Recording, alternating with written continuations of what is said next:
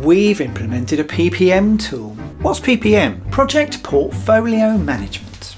Our tool does all sorts of whizzy reports and graphics. Right.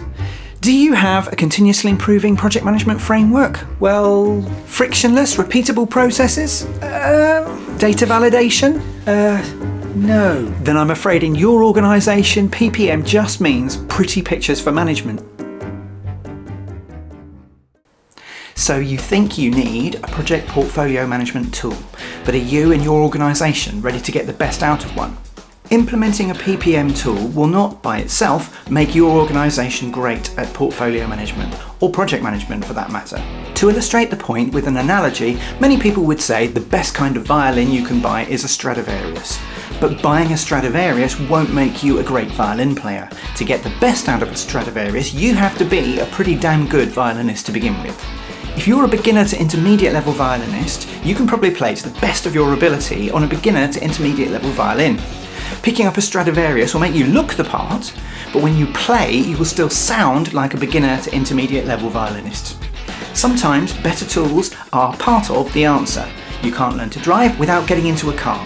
Playing a good quality instrument, tool, is a joy and will produce much better results than a junk shop plank that won't even stay in tune.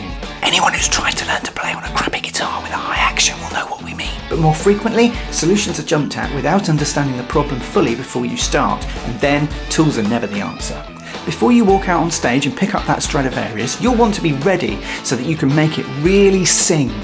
So a PPM tool is not necessarily the answer to your project management problems, well, not on its own anyway. There are other things that you need to have in place first. Low project management maturity isn't bad, it just suggests that there are some areas of risk that you could target for improvement before you implement a PPM tool, so that when you do implement a PPM tool, your return for investment in that tool is maximised.